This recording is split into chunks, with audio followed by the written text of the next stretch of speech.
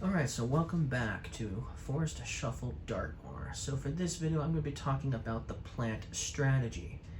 Now, the plant strategy is a pretty good strategy, but if you have this moor here called the Blanket Bog, you could potentially say that this plant strategy is one of the strongest strategies in Dartmoor. It's not overpowered, but it's definitely a lot stronger if you can manage to get this and play the correct or the best plants for the Blanket Bog, okay? We'll mention what those could be later, but basically let's just talk about it. So what does it do? Well, you'd only have to discard 2 cards for it, and it doesn't matter what cards you discard. It doesn't have a bonus binocular ability on it.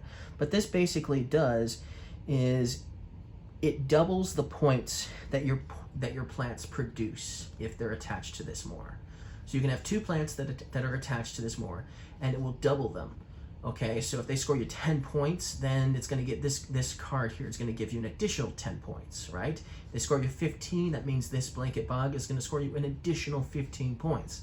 That's the general idea. That's what makes the plant strategy so strong, is this one card here, okay?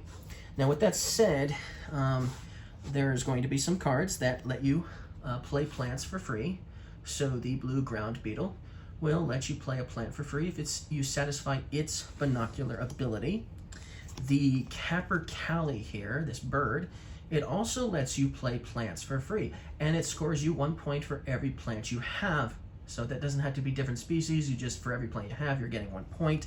So that's a good one for playing plants for free, and also getting to score extra points.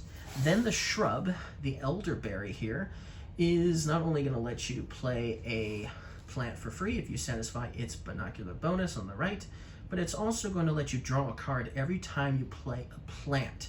So the elderberry is another good card that works pretty well with the plant strategy. If you can get these 2 cards here and then get some really good plants, you could score tons of extra points with the plant strategy. What's one of the best plants you can play with the Blanket Bog? Well, that's going to be this plant here. This is one of the best you can play with the Blanket Bog. The greater butterfly orchid, okay?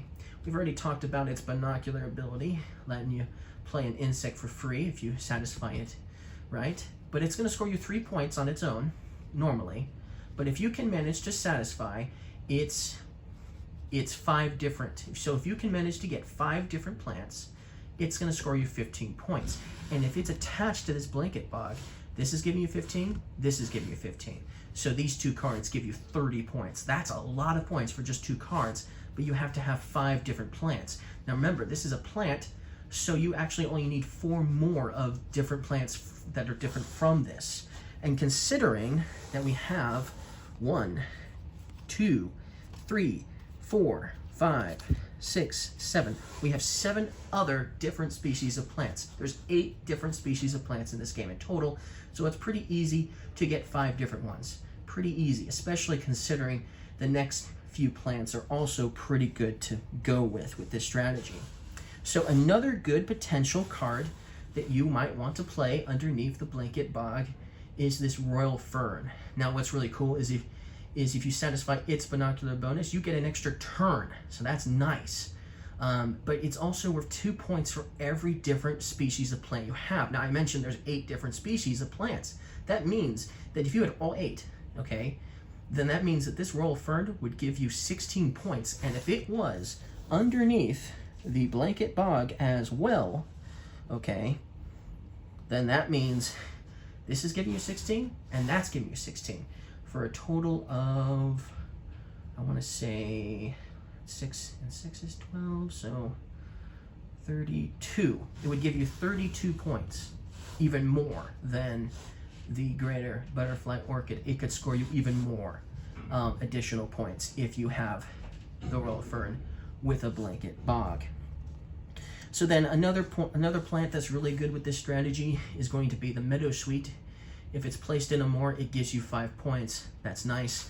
That's not necessarily the best one to play underneath a Blanket Bog, though. okay? It's not necessarily the best one because of that, because you'd only get an additional 5. Okay, so then we have the bog asphodel.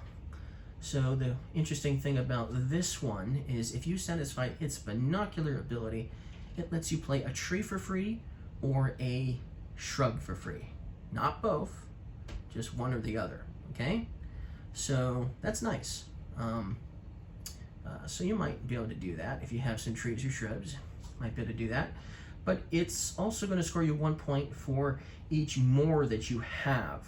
If you have a few moors, you could get some extra points, but chances are you probably won't have 10 moors, so this is not a good plant to play underneath the blanket bog.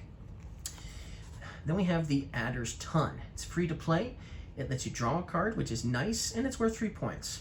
It's fine. It's a fine plant, but it's not a plant you'd want to play underneath the blanket bog unless you have no choice.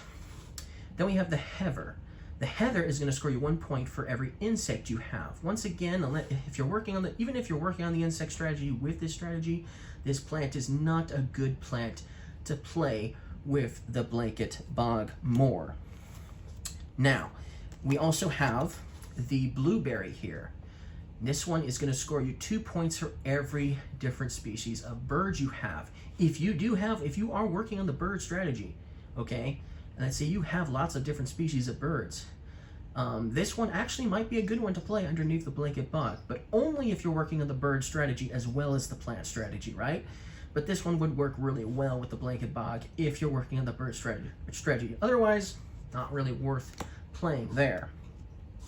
And then if you're working on the insect strategy, this one might be a good one to also potentially play underneath a blanket bog, because if you have 5 dragonflies, well then this is worth 10 points, and the blanket bog is going to give you another 10 points for the water soldiers if it was underneath the blanket bog. And of course, if you have more than that, you could score more. So these are probably the 3 best, with the blueberry potentially being a 4th good plant to play on the blanket bog. But these are definitely the 2 best to want to play here, for sure. And that's everything that you need to know that works with the plant strategy. So, hope you guys liked this one. See you guys in the next one.